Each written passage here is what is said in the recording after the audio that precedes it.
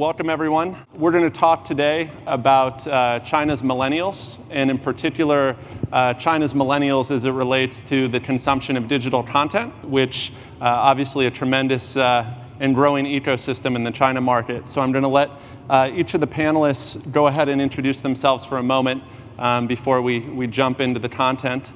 As I heard on the overhead, my name's Adam Roseman. I'm the founder and CEO of a company called Fans Tanner China Branding Group.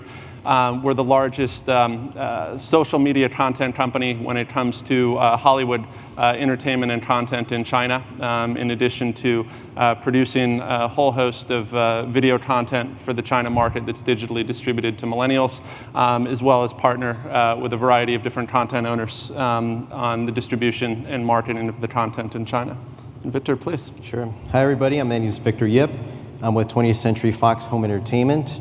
I run digital distribution for Asia Pacific, so even though I'm here in LA in the Century City office, when people ask me where I'm based, I'm pretty much based on an airplane, so traveling quite a bit. So I handle licensing and distribution in the region for VOD and EST, so that's rental transactions and ownership transactions for home entertainment. Said another way, if you went to iTunes or Amazon, or if you're in Korea, Korea Telecom, if you're in Japan, NTT, and rented one of our movies, that would be the types of products that we offer in the market. I've been back here in LA for about 2 years. Previous to this, I was in China for 8 years with NBA and also with Disney doing digital distribution. Nice to be here. Thank you. Mark Rafalowski with Dick Clark Productions. 2 years ago, when Mosaic and Guggenheim bought the company back, we decided to take care of our distribution. Previously, we had third-party distributors. So we're very big in award shows, live event shows, the Billboard Music Awards, American Music Awards, Golden Globes. And so I oversee a group that represents our deals around the world, and we're fairly successful and have grown our footprint. And in China specifically, we've been working with Adam's team at integration and bringing brands and getting them involved and localizing content as well. And that's, specifically with China, what we're looking at doing is expanding things that we're producing and own and co-own. Besides the award shows, we have a burgeoning show called Fail Army, which was a very successful YouTube channel, which we launched internationally, and then domestically it is World's Funniest on Fox, which comes back after the World Series with Terry Crews. And we've got a number of initiatives that we are on the ground with different digital players in the market, and we're really bringing together all facets of media, where the streaming, the television, every element, the social media, all comes into play. It's very exciting. And I'm Mike Tankel. I'm Senior Vice President of Marketing Innovation at Trailer Park, which is one of the leading entertainment marketing agencies in the world. We make trailers, commercials, websites, social media, one-sheets, everything you could think of to help market a film. My role is to help clients by uncovering insights and creative that leverage our partners, leverage fandoms and content, so we can produce new forms of revenue for them and efficiencies in their marketing. Great. Thank you, gentlemen. So, as I mentioned, we're going to be talking today about China's millennials, again, as it relates to digital content consumption in China. And my first 5 years in China were spent actually not in entertainment, but as a private equity investor, specifically focused on investing and developing Chinese brands in Tier 2 and Tier 3 Chinese cities. And as much as the concept of millennials is talked about here in the US and the consumption power in particular of millennials, I always like to speak to those in the West that aren't quite familiar with the demographic dynamics of China and talk to them about how that millennial consumption power is even magnified in China as a result of a couple of things. One, obviously, the tremendous trajectory that China's economy has been on for the last decade, and the amount of wealth that's developed within the millennial generation. But secondarily, their ability to understand and relate to the rest of the world, specifically as a result of China's digital ecosystem and the fact that they have access, tremendous access to understand what's going on throughout the world through social media, through video content portals, through news information portals. Those platforms obviously are very, very different from those that we use here in the US, and tremendous businesses have developed there that offer, in some instances, very similar, but in other instances, highly localized platforms for the Chinese population, specifically targeting these millennials. And through the growth of these platforms, again, it's provided a tremendous outlook relative to the rest of the world. So we've seen, in particular, a phenomenal transition over the last decade of the millennial consumption habits, while again very much localized for Chinese cultural preferences and tastes, but start to resemble more and more those of consumption habits of millennials all around the world. And it's been very interesting to see. So I think I'm going to go ahead and start out talking to Victor here for a moment. And he's had a very interesting experience being in market in China with Disney and the NBA, and now back here with Fox. But obviously through those prior roles, being on the ground in China, has seen a tremendous shift in the consumption habits of that young millennial. So would love to hear your thoughts on some of the key aspects of those changes that you've seen. Sure. I mean, some of the unique things about China, just how fast these changes happen, right? So if you look at the platforms through which these millennials, consumers are getting this content, right? Getting digital content is through these online video platforms, Youku, Tudo, Qi, Tencent, et cetera. And what I've seen over the last, probably even just in the last 4 years, is just how much sophisticated they've become. And obviously technology, they've become extremely sophisticated, more so than some parts than the US or Europe. Piracy, certainly, their viewpoint as well as how they tackle it has become more sophisticated. But I think one of the biggest changes I saw was how they value content, in the sense that, we'll talk about regulations, I think, a little bit later, but all of them are looking for exclusive types of licenses for content in order to drive up that demand, right? So if you think about let's use an example, when Youku went public 5 years ago, I still remember the press release was, we now have content with every Hollywood studio. So they were just happy to just have deals with all the studios. Now it's not about that. Now it's about driving that exclusive, that they only have content type of a relationship with the consumer, because that's where the value is. So I mean, you see that in the prices of content, right? So again, regulations especially on the TV series side is making it harder and harder to get it censored in time for soon after the US broadcast. And so TV series, for popular ones like House of Cards, let's see, that's a really good example. Big Bang Theory is up to 80 to 100,000 per episode. It's crazy. It's a lot of money. So that's one of the things that I'm seeing. And so based on that, the other shift that I'm seeing is these platforms aren't just focused on paying these large MGs to get content, but they're really focused on building the transactions and building the business. So what we're seeing at Fox is that the platforms are not only just laying out the license fees, but also earning back those fees because they're recoupable. So again, sophistication, looking at the business differently, looking at earning back their investment in a much more sophisticated way. Okay, thank you. Yeah. Mike, switching to you, specifically, you have a large global focus on marketing to millennials when it comes to theatrical releases, but also on behalf of brands. And your firm, both directly and through one of your acquisitions, partner companies, have become increasingly active in China, both from a brand and a theatrical marketing perspective. Can you talk a little bit about how you approach a millennial in China and how that compares to how you approach them in the rest of the world? Sure. It's really best for us how we arm our creative teams. We got phenomenal creatives, but we got to give them the right insights, the right strategies.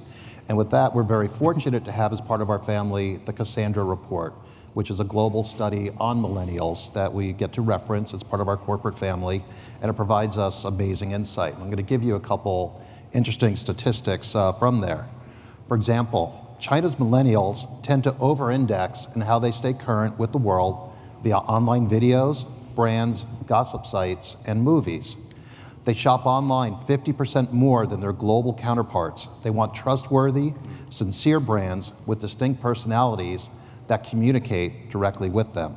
And they like seeing models and famous people in ads double that of other countries. We typically try to deliver a very emotional experience in our communications in order to build engagement and motivate action with them. And it works particularly well because China's millennials really want emotion in their ads. They want those connections. And they appreciate brands that make them happier, better, give good guidance, and don't make them feel like they're trying to be sold something. More than any other country, they also want ads that are globally focused. And that's 57% of them versus 45% on the global average. When shopping, very interesting things we've learned. They prefer the convenience and bargains of big chain stores over supporting local businesses 33% more than the rest of the world. They're willing to pay more for environmentally conscious brands, but they have no guilt if none are available. They buy luxury. They buy it to impress others and splurge more on outward-facing items and experiences than they do on personal care. Lastly, when it comes to privacy, China's millennials don't worry about the information that's online about them. Then they have the least social media regrets. And that's 7% for China versus a global average of 25%. Thank you. Tremendous stats. And I'm sure everyone after hearing that would love to go out and grab a copy of the latest Cassandra report to learn more.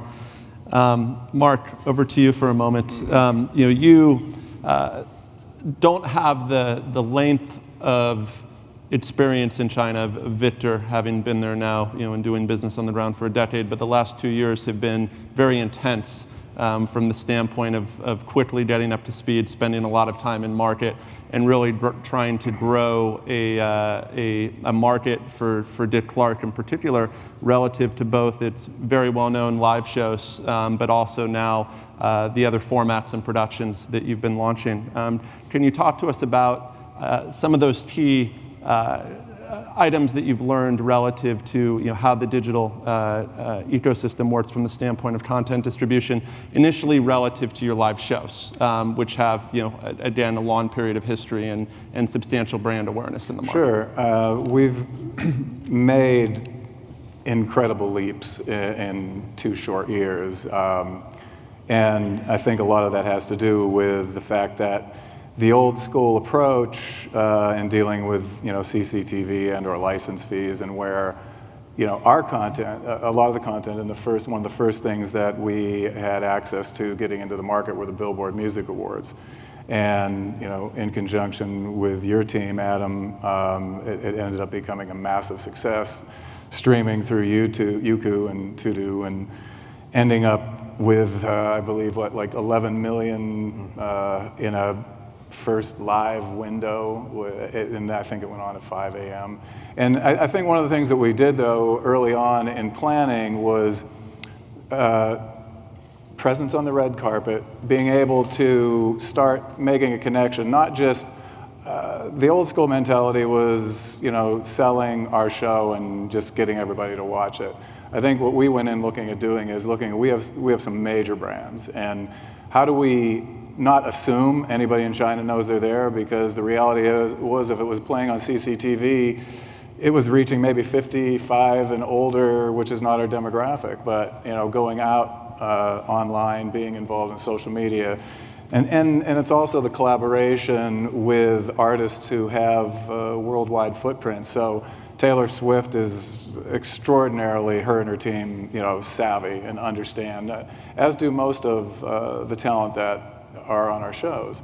So, we looked at that as the first step. And the evolution, ultimately, sticking with the billboards, is, growing the brand in China. So ultimately, not just the show that plays on ABC here, but we're making steps towards creating billboard charts in China for the Hot 100, and then doing a China billboard show potentially as early as next year with major media partners.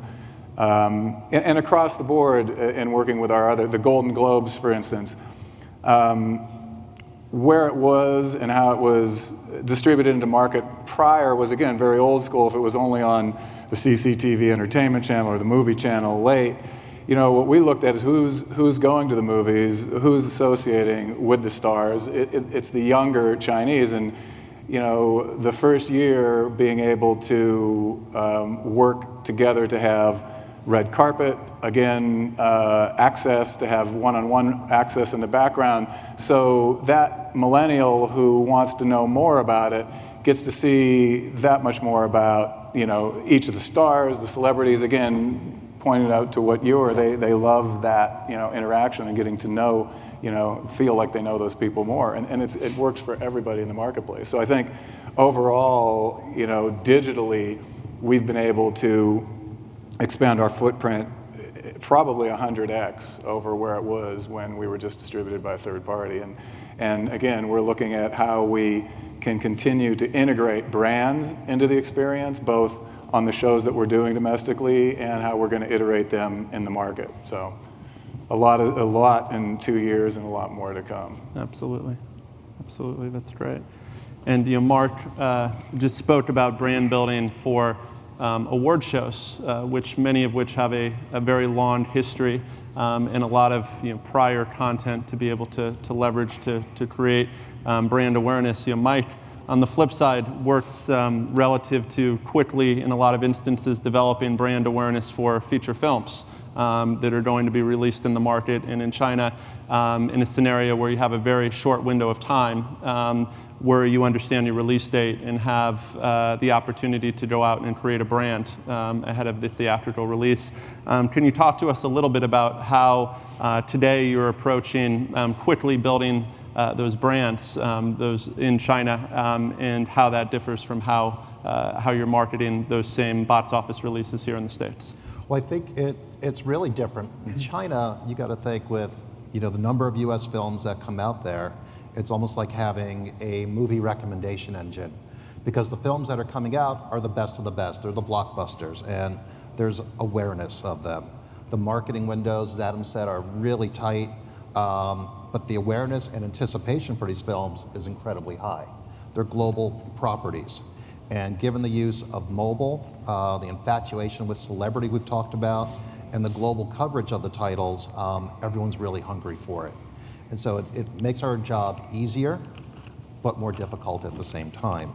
Our content needs to be a bit louder, it needs to be bolder, and it's absolutely digitally centered. I mean, people are glued to the mobile devices, and that's where they are. With companies like Adam's helping out, we're able to really share the global entertainment events, focus on celebrity, and be an active part of the pop culture conversation that's going on. Thank you.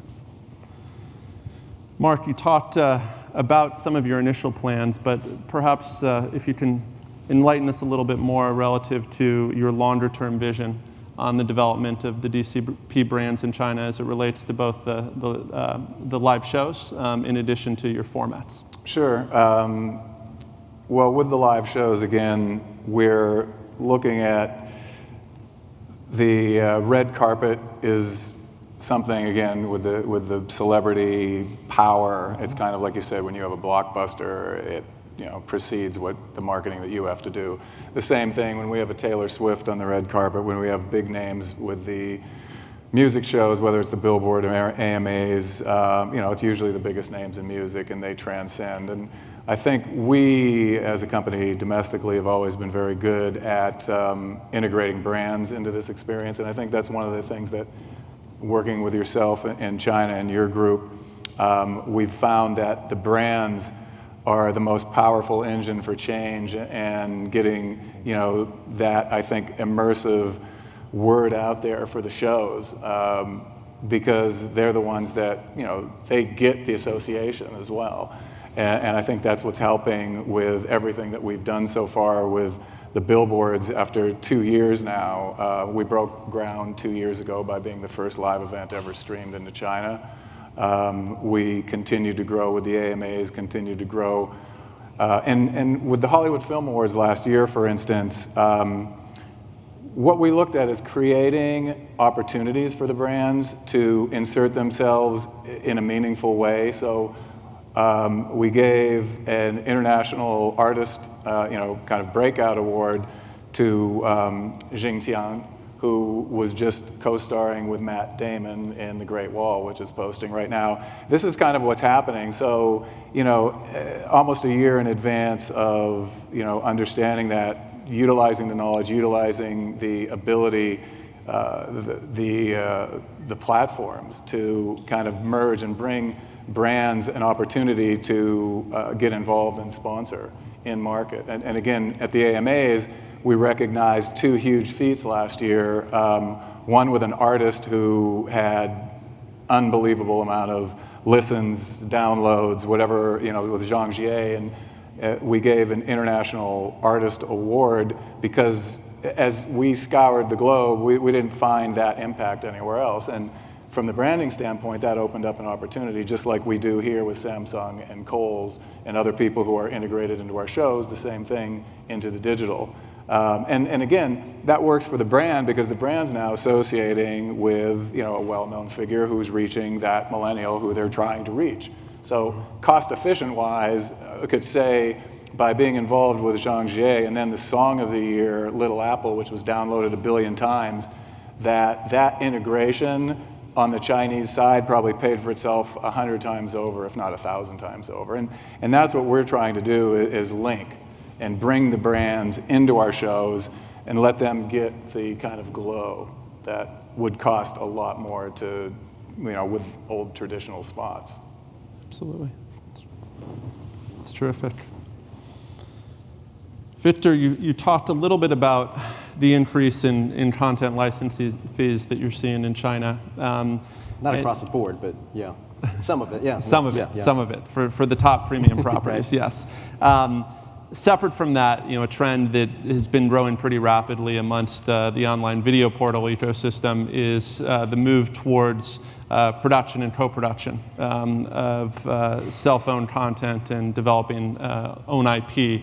Yep. To, in some instances now, with a couple of portals in particular, Tencent recently announcing a film division to actually develop a film off of its IP that was developed online. How is that impacting you today? How do you think about that from the standpoint of being a Western content owner? Yeah. And how do you find opportunity in that?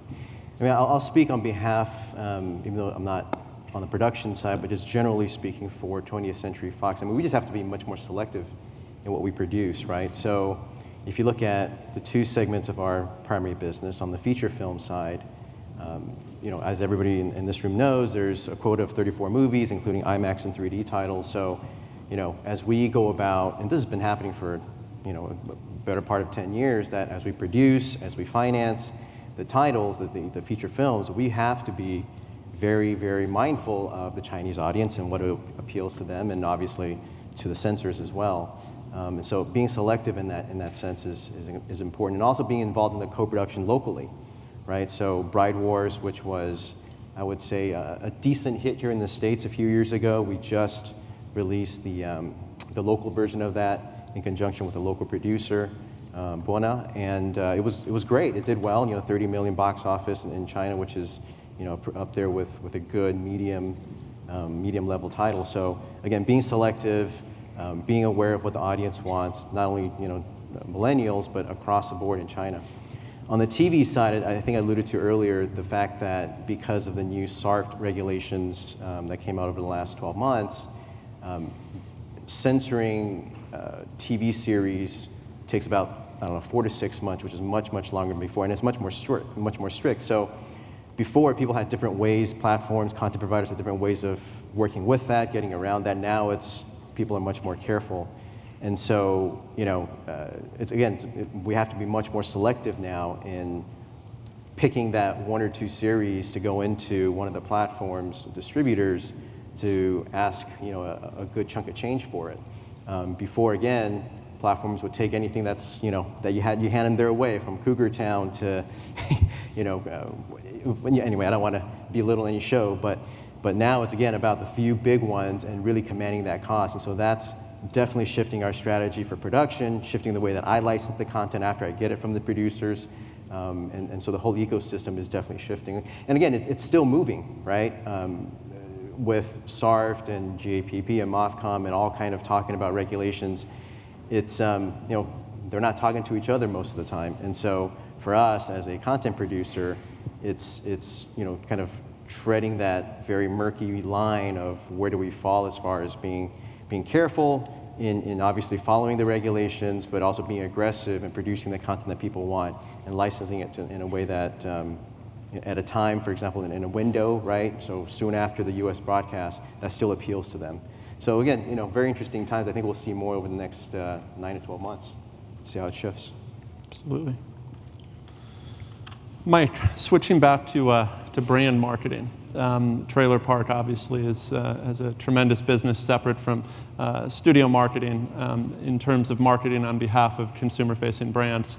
And given the growth of the consumer brand ecosystem in China, both from the standpoint of ad agencies, in addition to brands themselves having a substantial footprint on the brand now, with decision makers, very few campaigns are global. Very few brand campaigns are actually finding their way into China in the same capacity that they find their way into the US and require a high level of localization in most instances to be successful. Can you perhaps give us an example of a recent brand campaign that you've done in China and how you approached that from the standpoint of the beginning of the campaign and what you learned from that experience? Sure, I'll give a little bit. Is everyone here familiar with Black Friday and Cyber Monday, right? Oh, do you guys know what November 11th is? I'm buying a new TV. Anyone know what November 11th is? Singles Day. Right, it's Singles Day, and that's a holiday that was, I don't want to say invented, but probably taken over by Alibaba in 2009, and it's based on a celebration of China's bachelors. It kind of started in university cultures in the 90s. And it was meant to be something very fun. We were challenged to make that the world's biggest day of sales. And so they created the sales, about 50% off on over 1,000 brands, including newcomers Costco, Tesla, some very global brands that were there through Tmall. And we're challenged to how do we make it this huge day? And working with Tmall, we created a digital brand experience. And we gamified it. We created a mobile game where you could go into this, build a city, see the buildings. Each building represented a different brand. And you got to choose the items you were looking for. And when you selected them, you were given a red pack, a red envelope, and which is a little bit of cash to go against that purchase. That cash sale effort you were given was only good on November 11th. It only worked then. And that was the reward for playing the game with us. Well, over a 10-day campaign period, we had over 500 million people playing the game. It helped generate a Guinness Book of World Record sale and $9 billion in sales. That was over 260 million packages at roughly average sale of $35.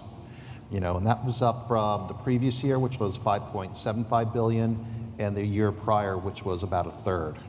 So it really made a big difference. We got into the culture through gaming and letting people have an experience, but you think about the data that's learned. You think about here's people selecting what they want, rewarding them for it, but giving them a very finite window in which to use that reward. It worked tremendously. Sales, actually almost half the sales, 43%, came from mobile alone, which is extraordinary high. And the program will be continuing, and we'll see a lot of growth with it. Great. Thank you. We've got about 5 minutes here until we have to jump into the Q&A. I'll give everyone an opportunity to give a couple of final thoughts relative to our topic today on the focus of marketing to millennials in China. Mike, do you want to go ahead and start, and we'll work our way back? Yeah, I was thinking a lot about this, and talking to Adam and the panelists, and what I came to the conclusion of is really, I'm not sure if anyone's truly an expert in entertainment marketing in China just yet. It's all changing and evolving so fast. But given the rise in collaboration, I think we're soon going to see truly global Chinese films.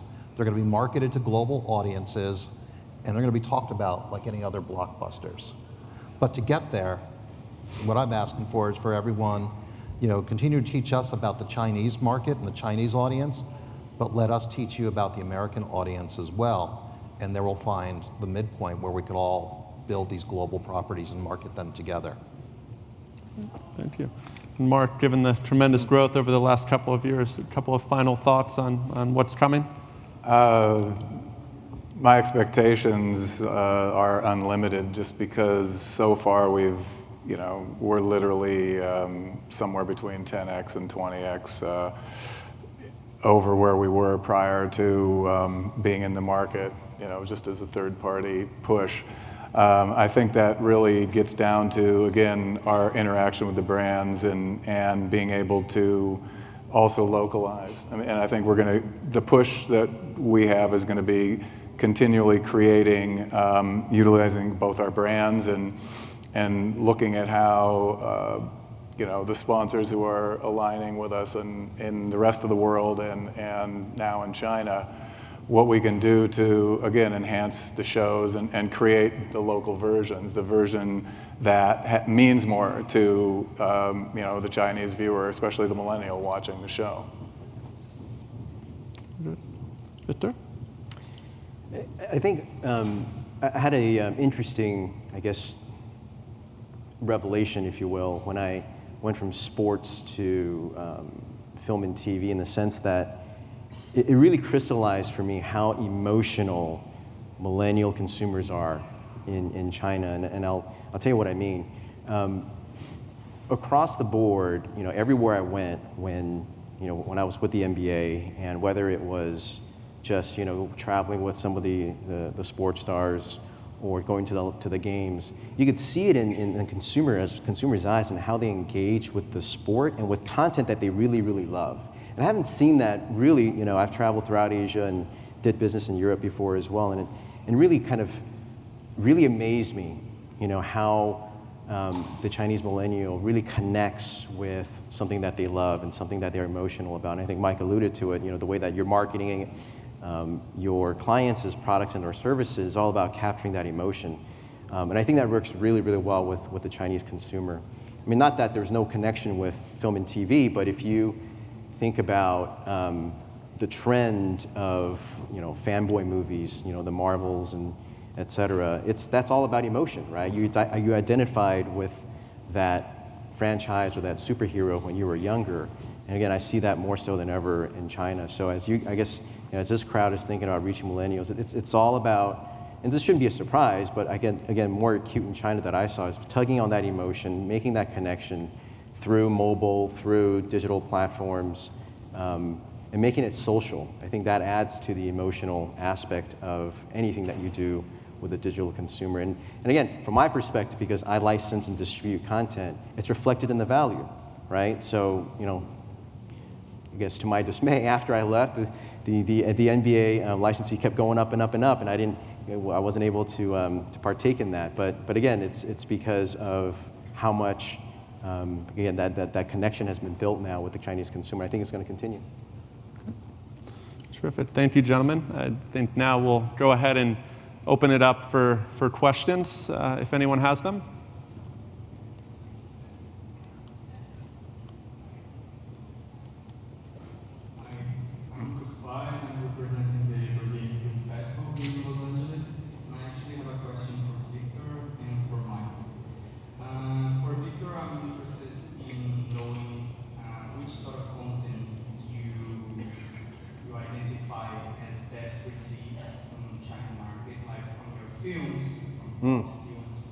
Which of them has better acceptance?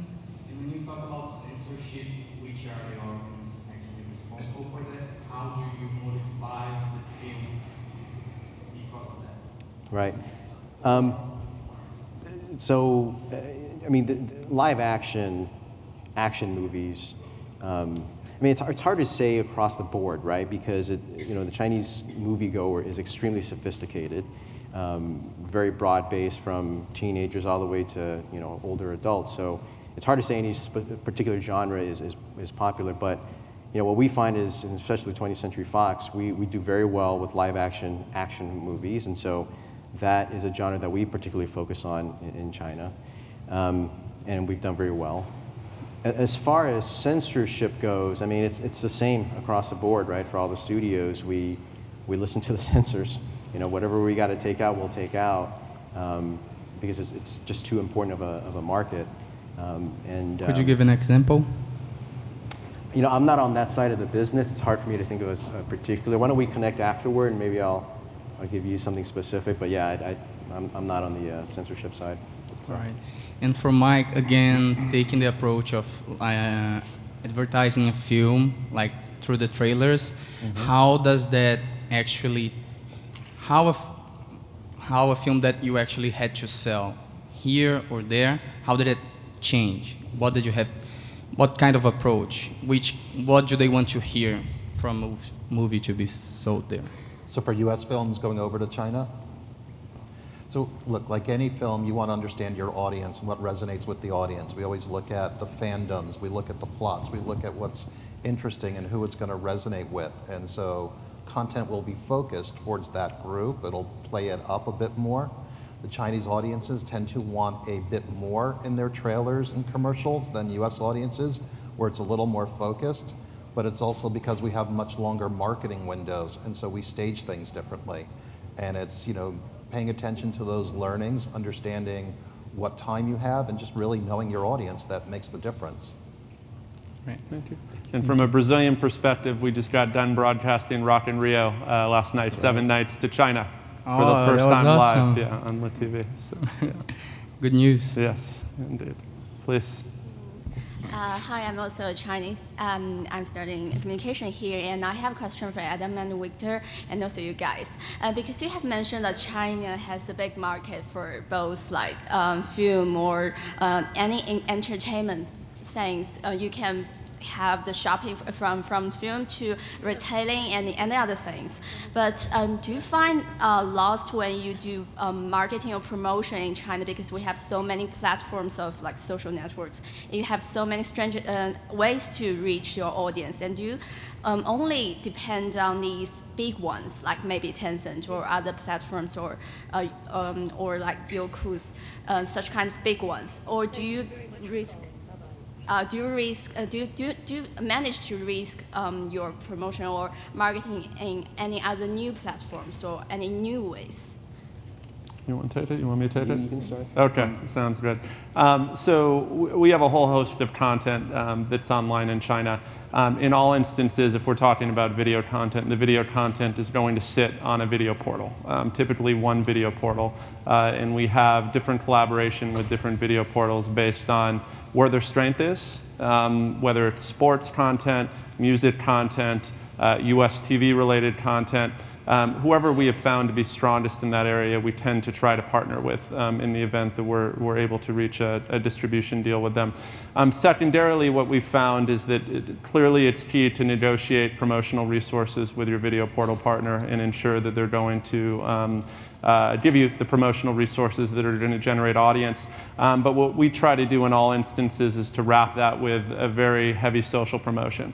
So utilizing influencers, here in the US we call them key influencers. In China they call them KOLs, key opinion leaders. So we operate a network of over 100 US celebrity accounts across Weibo and WeChat in China, in addition to working with hundreds, literally hundreds of KOLs.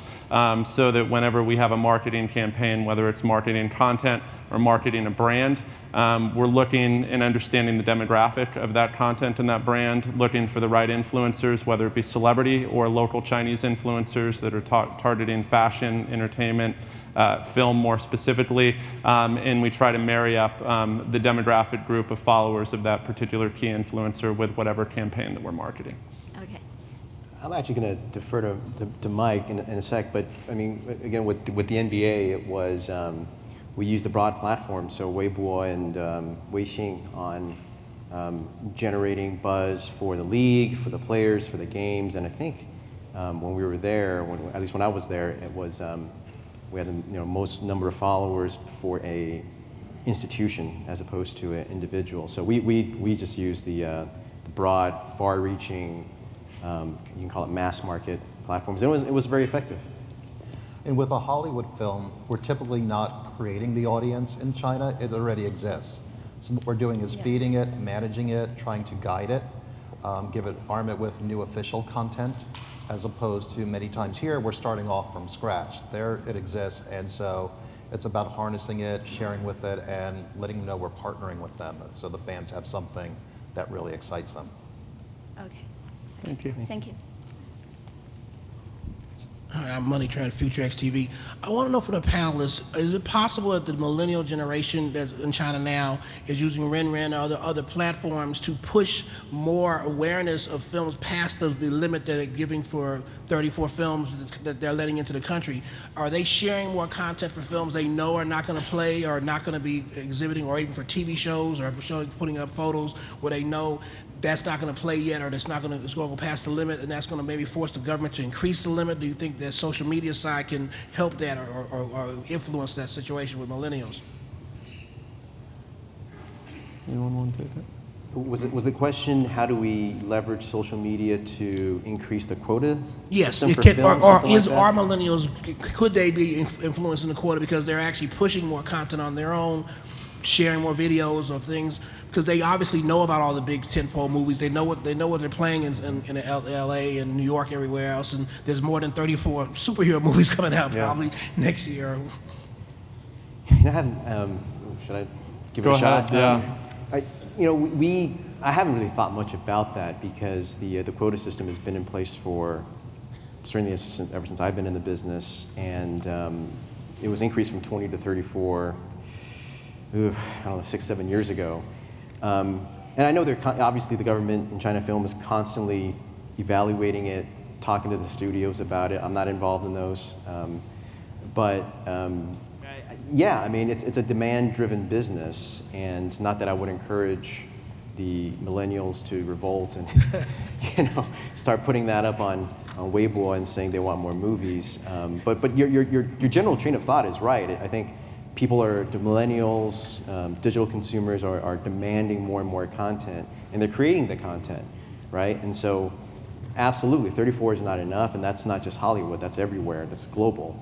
So, yeah, I mean, I could see it happening. I don't know how that would happen, but I can see it happening.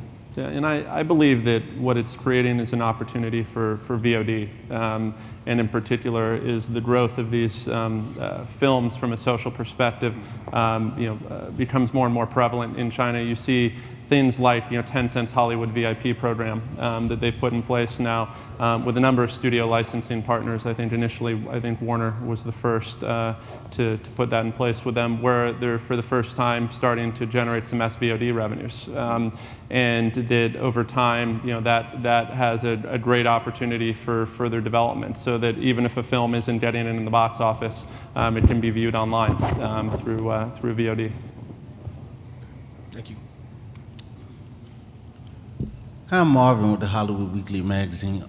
Is there a fan base for a lot of, are y'all licensing African American movies over in China, like Ray, James Brown movies over there, and other like movies? And there's been in the 60s, there was a lot of great movies that came out in the 60s. Are y'all also licensing those movies there in China too, or is there a big audience for that? Well, I'm not in the licensing realm of it. I do know there are some fandoms out there. There have been talks, written trades of a couple films that cross over, mainly from the martial arts side of it, and having a range of characters in there, but I don't know beyond that. Yeah, and China's entertainment world has developed so rapidly that during the 60s and 70s, those films weren't there. So there wasn't a fan base that developed. And the fan base for Western content really has just started developing over really the last 10 years in terms of hardcore fans.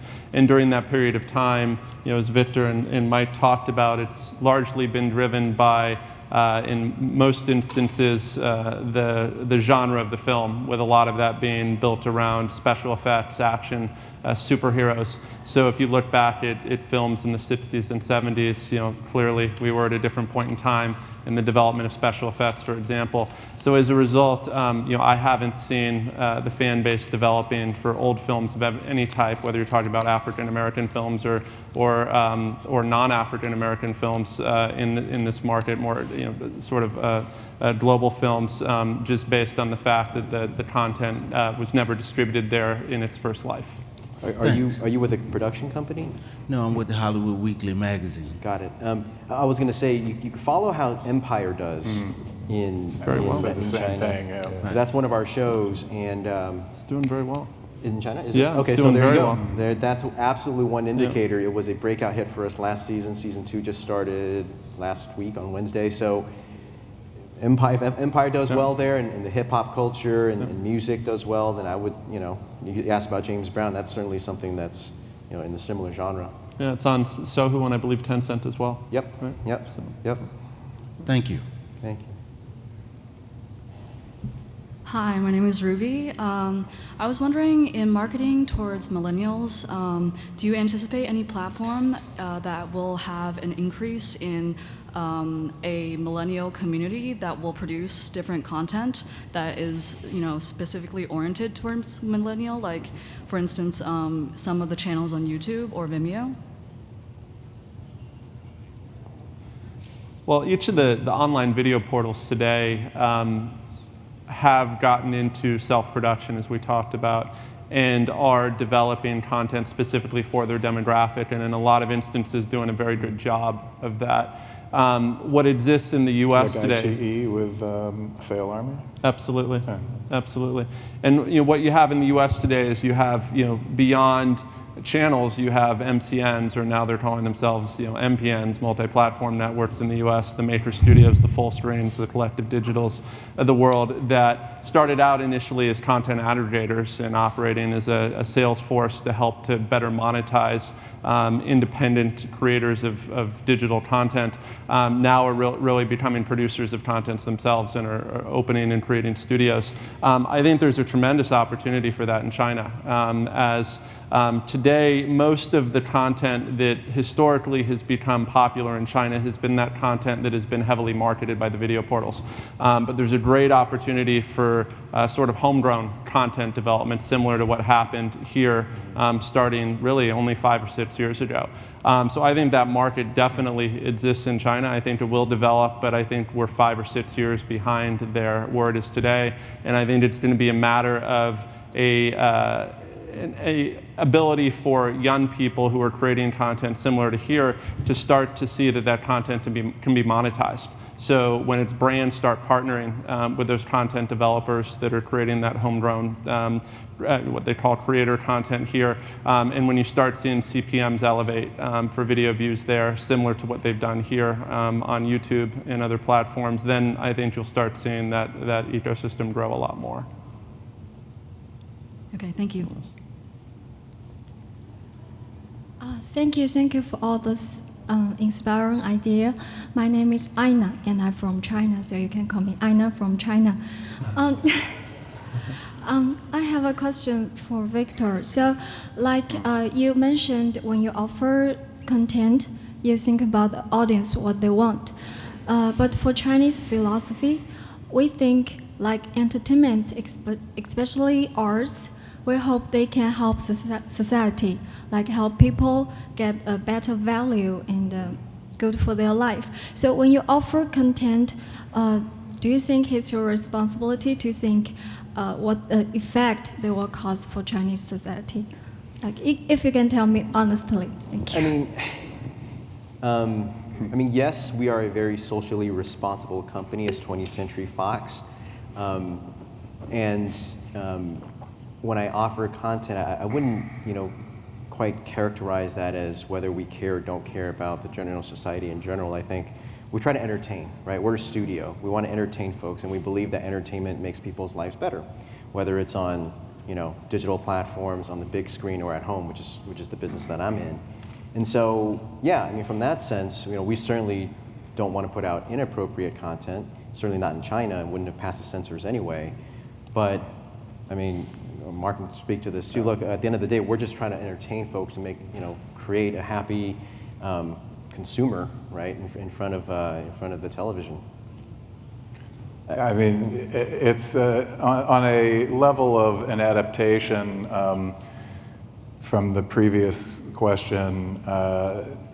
We adapted a fun YouTube channel, which is people falling down and in the most hilarious ways, Fail Army, and it's grown and grown worldwide. And through Adam, we've looked at all the various players in China and who would be the best. iQIYI has turned out to be the best, and they're seeding it because what we want ultimately is for it to gradually become Chinese. Not just, although it's fun to laugh at other people, but for the Chinese to also kind of have fun with that same way, not take something seriously. If I fall off this chair, these guys are going to laugh. I mean, it's funny, and it's like it's not about like changing social culture. Sometimes, as Victor just said, entertainment is a boost for everybody. If you're laughing, if you're smiling, sports, you're rooting for your team, it kind of is a uniting factor, and laughter is the most uniting factor in the world as far as